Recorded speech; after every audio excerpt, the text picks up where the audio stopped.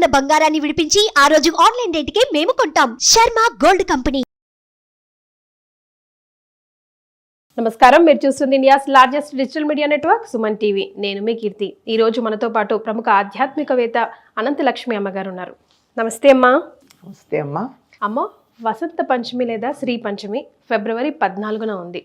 మరి ఈ రోజు ఒక విశిష్టత ఏంటి? ప్రతి వ్యక్తి కూడా ఈ రోజుని ఎలా ఉపయోగించుకుంటే బాగుంటుందో తెలియజేద్దాం. దీనికి శ్రీ పంచమి, వసంత పంచమి, మదన పంచమి ఇలాంటి పేర్లు చాలా ఉన్నాయి. గజం కేవలం 500 రూపాయలతో 1210 గజాల భూమి కేవలం 6 లక్షలు మాత్రమే. ఈ శ్రీ పంచమి అంటే శ్రీ అంటే సరస్వతీదేవి అని అర్థం చెప్పుకోవాలి. అక్కడ శుభప్రదమైనది అని.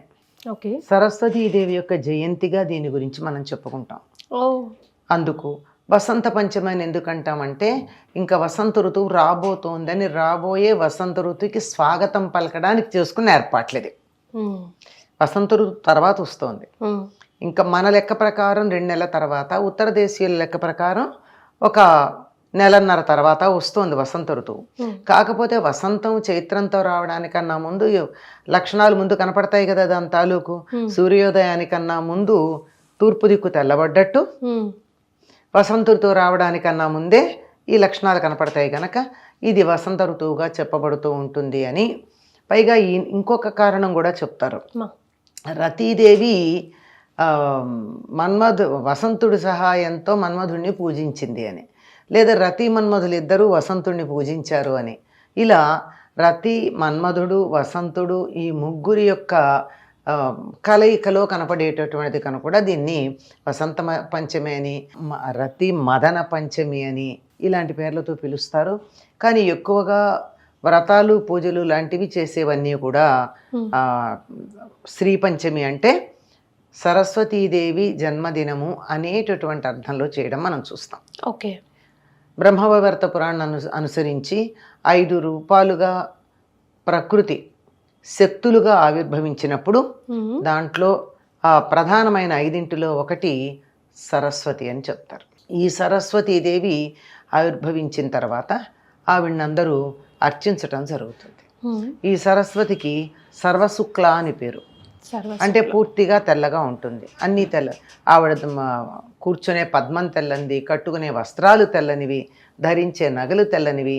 ఇక్కడ శుక్ల అంటే తెలుపు అన్న దానికన్నా స్వచ్ఛమైన, నిర్మలమైన, శుభ్రమైన అని అర్థం చెప్పాల్సి ఉంటుంది. అట్లా ఉన్నటువంటి ఈవిడ్ని మొట్టమొదట దేవతలందరూ ఆరాధించారు. యాజ్ఞవల్కుడు మొదలైనటువంటి ఋషులందరూ ఆరాధించారు. ఈవిడ యొక్క పూజా విధానం మనకి కాణ్వ శాఖలో కనపడుతుంది. ఋగ్వేదంలో ఉన్న కాణ్వ శాఖ పూజా విధానం ఉంది. సరస్వతిని పూజించటానికి షోడశోపచార పూజా విధానం అంటే 16 ఉపచారాలు, ధ్యాన, వాహనాది షోడశోపచారాలు. ఆ రకమైనటువంటి ఉపచారాలతో పాటుగా ఈవిడికి సంబంధించినటువంటి స్తోత్రాలు, కవచము ఇలాంటివన్నీ కూడా మనకి అందులో కనపడతాయి. ఆ సరస్వతి అవతార ఘట్టం ఏదైతే ఉందో దాంట్లో మనకు కనపడుతూ ఉంటాయి. అందుకని సరస్వతి అంటే విద్యాధి దేవతగా పరిగణించబడుతుంది కనుక ఎవరికైతే విద్య బాగా కావాలనుకుంటారో వారందరూ ఈనాడు సరస్వతీదేవిని అర్చిస్తారు. మన దగ్గర కొంచెం తక్కువే కానీ ఈ మధ్య కాస్త కనపడుతోంది. కానీ బెంగాల్లో అయితే దీన్ని చాలా పెద్ద వేడుకగా చేసుకుంటారు. అక్కడ పైగా ఒక దీక్ష వహించామని చెప్పడానికి చిహ్నంగా తెల్లవారుజామునే లేచి అభ్యంగన స్నానాదులన్నీ చేసిన తర్వాత పసుపు పచ్చని బట్టలు ధరిస్తారు ప్రతి ఒక్కరు. అసలు ఇంకా ఆ రోజు పాఠశాలలకి పసుపచ్చలు బట్టలు ధరించినటువంటి పిల్లలు మెడలో బంతిపూల దండలు వేసుకుని పెడతారు. మామూలుగా మనం బంతిపూలు పూజకి వాడం, కానీ ఉత్తర దేశంలో గమనిస్తే వాళ్ళు బంతిపూలు కూడా వాడుతూ ఉంటారు. మరేమిటో తెలియదు అవేమిటో. అమ్మవారిని అర్చించటం కన్నా కూడా వీళ్ళు మెడలో వేసుకుని బంతిపూల దండలు పాఠశాలలోకి వెళ్ళి అక్కడ సరస్వతి పూజ చేసి పుస్తకాలు, కళాలు అన్నీ అక్కడ పెట్టి, అంటే కాగితాలు రాని రోజుల్లో తాటాకులు ఉండేవిగా, తాటాకులు గంట అక్కడ పెట్టేవారు. ఇప్పుడు మనకి పుస్తకాలు, కళాలు. నేను అనుకోవడం ఇప్పుడైతే పుస్తకాలు, కళాలు కాదు పెట్టాల్సింది. ఇప్పుడు ఏం పెట్టాలి? ట్యాబ్స్, కంప్యూటర్లు, ల్యాప్టాప్లు, ఫోన్లు. ఇవన్నీ అక్కడ పెట్టంటే ఈనాడు వాటికి కూడా సెలవీయడం. ఉమ్. అమ్మవారికి అమ్మవారి స్వరూపాలైనటువంటి అవన్నీ కూడా దాన్ని కూడా మనం అమ్మవారి స్వరూపంగా అనుకుంటాం కదా. మా కాగితం కింద పడితే ఎవరైనా తొక్కితే అయ్యో సరస్వతిరా కళ్ళకద్దుకోమంటాం. అవును. అంటే సరస్వతి అంటే ఎక్కడో బొమ్మలో విగ్రహంలో కాదు, కింద పడిన కాగితంలో కూడా ఉందని చెప్పుకుంటాం కదా. మరి అట్లాగే మరి కంప్యూటర్లో చదువుకుంటూ ఉన్నప్పుడు దాన్ని కూడా దేవతా స్వరూపంగా భావించాలి కదా. సరస్వతి జ్ఞానాన్ని మనకు ప్రసాదించేది, కనీసం జ్ఞానాన్ని ధరిస్తోంది. మరి. దానికి తెలివి ఉందో లేదో తెలియదు కానీ ధరించి మనకిస్తోంది. వాటన్నింటినీ అక్కడ పెట్టి పూజించి ఆనాడు వాటితో ఏమీ పనిచేయరు, హాలిడే. చదవరు. ఉమ్. పూజించినప్పుడు పని చేయమంటారేమిటి? మరి అంచేత గౌరవప్రదంగా అట్లా చేయడం పద్ధతిగా ఉంది. ఉమ్. మరి సరస్వతికి పూజ ఎలా చేయాలి? ఎలా చేయాలి? షోడశోపచార పూజా విధానం ఉందన్నాం కదా. ఎస్. ఆ విధానంలో బ్రహ్మవైవర్త పురాణంలో చెప్పిన పూజా విధానాన్ని అనుసరించినట్టయితే ఉహు. వీళ్ళేదో పసుపచ్చని బట్టలు కట్టుకున్నారు కానీ, ఉమ్. అంటే పసుపులో ముంచి దీక్షా వస్త్రాలను ఉద్దేశం స్వచ్ఛం బెంగాల్లో అనే వాళ్ళు. ఏమో మరి. మనకి అందులో బ్రహ్మవైవర్త పురాణంలో చెప్పింది అయితే అమ్మవారికి తెలుపు ఇష్టం, తెల్లని పూలతో పూజించాలి, ఉహు. తెల్లని నివేదనలు చేయాలి. అంటే దద్దోజనం. అరటి పండు, ఉమ్. కొబ్బరికాయ ఉమ్. అలాంటివి. ఉమ్. సరే, ఎక్కడైనా సరే శక్తి తీవ్రంగా ఉత్పన్నమైనప్పుడు దాన్ని సమం చేయడానికి పానకం కావాలి కదా. ఉమ్. పానకం, వడపప్పు, చలిమిడి, ఉమ్. ఇది ప్రధానం. చెరుకు గడలు, ఇంకా ఆయా ఋతువుల్లో దొరికేటటువంటి పళ్ళు, వాటిల్లో కూడా తెల్లగా ఉన్న వాటికి ప్రాధాన్యం. అరటిపండు తెల్లందే, పైతే ఎప్పుడన్నా కొన్ని పసుపచ్చగా ఉన్నా పైన లోపల తెల్లగానే ఉంటుంది. అవునమ్మా. అలా తెల్లగా ఉండేటటువంటి పళ్ళు ఇవన్నీ కూడా సరస్వతీదేవికి నివేదన చేయాలి. చెరుకులు కూడా నివేదన చేస్తారు. ఉహు. ఉమ్. ఆ చెరుకు తీయదనానికి ప్రధానం కదా అది. ఉమ్.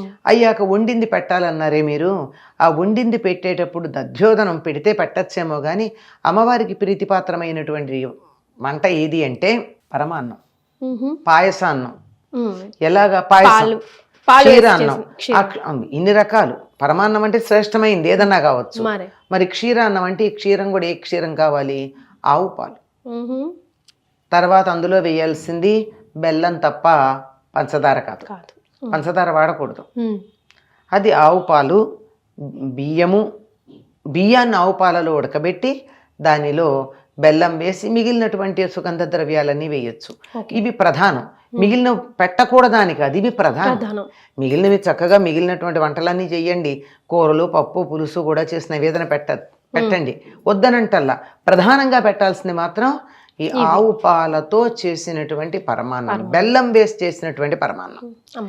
ఇలా నివేదన చేసినట్టయితే అమ్మవారికి సంతృప్తి కలుగుతుంది. ఉమ్. అందుకని ఏం చేస్తారు, ఈనాడు సరస్వతీదేవికి సంబంధించింది గనక విద్యాభ్యాసం ప్రారంభిస్తారు చాలామంది. ఉమ్.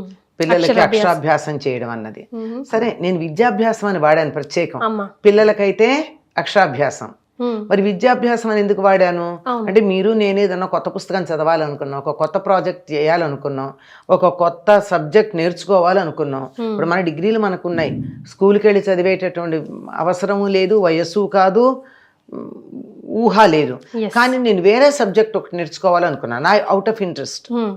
ఈరోజు మొదలు పెడితే చాలా బాగా సాగుతుంది. సూపర్. అందుకని విద్యారంభం, ఉమ్. విద్యని ప్రారంభించటం అన్నది మొదలు పెడితే చాలా బాగుంటుంది అని, దానికి ప్రధానమైందని.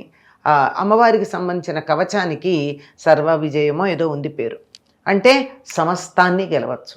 ఎవరికైతే నోట్లో నాలుగుందో, 4 అక్షం మొక్కలు వచ్చో, బుర్ర పనిచేస్తుందో, పనిచేసిన బుర్రని నాలుకతో ఉచ్చరించి ఆలోచనని బయటికి పెట్టగలరు, వాళ్ళు ప్రపంచాన్నంతా గెలుస్తారు కదమ్మా. మరి మీకులాగా నాకులా కాదు, కనుక అటువంటిది శ్రీ పంచమి. ఇది ఇప్పుడు ప్రస్తుతం మన ప్రాంతాల్లో కూడా కొద్ది సంవత్సరాలుగా ఈ శ్రీ పంచమిని చాలా వేడుకగా చేస్తున్నారు.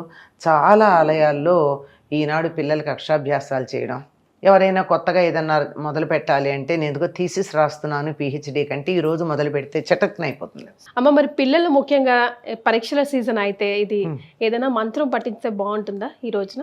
బాగుంటుందమ్మా. మంత్రం అని కాదు కానీ స్తుతులు ఉన్నాయి. మంత్రాలు చిన్నపిల్లలకి చెప్పడం ఎందుకమ్మా పాపం, వాళ్ళని ఎందుకు బాధిస్తాం? హాయిగా స్తుతి ఉంది. ఈ స్తుతులు కూడా మంత్రాలతో సమానమైనవి. ఎందుకంటే వీటిని మహర్షులైనటువంటి వాళ్ళు మంత్రాలకి పాటించాల్సిన నియమాల అవసరం లేకుండా తమ శక్తినంతా ఇందులో ధారపోసి అందించారు. చేత మనకందరికీ మా చిన్నతనంలో మేము చదువుకున్నది ఇప్పటికీ చాలామందికి వచ్చు అనుకుంటా. సరస్వతీ నమస్తుభ్యం వరదే కామరూపిణి విద్యారంభం కరిష్యామి సిద్ధిర్భవతు మే సదా. ఇది స్తుతించినా సరిపోతుంది. సరస్వతీ నమస్తుభ్యం, ఓ సరస్వతి నీకు నమస్కారం చేస్తున్నాను. వరదే కామరూపిణి, కావలసిన రూపాలు ధరించగలిగినటువంటి ఓ తల్లి నాకు వరాలనివ్వు. విద్యారంభం కరిష్యామి, నేను నిన్ను వేరే ఏవేవో భవనాలు ఆస్తులు అడగట్లేదు, విద్య మొదలు పెడుతున్నాను నేను. సిద్ధిర్భవతు మే సదా, నేను ఏది చదవాలనుకుంటున్నాను, ఏం పొందాలనుకుంటున్నాను అదంతా నాకు ఎల్లప్పుడూ సిద్ధించుగాక. ఇంతకన్నా ఏం కావాలండి? మరి నేను చదువు మొదలు పెడుతున్నానమ్మా అని మేము ప్రతిరోజు సాయంత్రం భోజనం చేసి దీపం దగ్గర కూర్చున్నప్పుడు కిరసనాల దీపాలే ఉండేవి కదా, ఆ దీపం దగ్గర కూర్చుని ముందు గణపతిది, తర్వాత ఈ శ్లోకం, ఈ పద్యము చదివి అప్పుడు మేము మా చదువు ప్రారంభించేవాళ్ళం. ఎస్, మా నాన్నగారు కూడా అలవాటు పెట్టారు కదా. మరి తెలిసిన వెంటనే బై డిఫాల్ట్ అదే రావాలి, సరస్వతీ నమస్తుభ్యం. అంటే దేన్నైనా మనం గౌరవించినప్పుడు దానికి మన పట్ల సదుద్దేశం ఉంటుంది. పుస్తకాన్ని కూడా గౌరవించాం సరస్వతి స్వరూపంగా, అందువల్ల అప్పుడు మనకి చదువు అప్రయత్నంగా వస్తుంది. చాలా సంతోషం అమ్మ, ధన్యవాదాలు.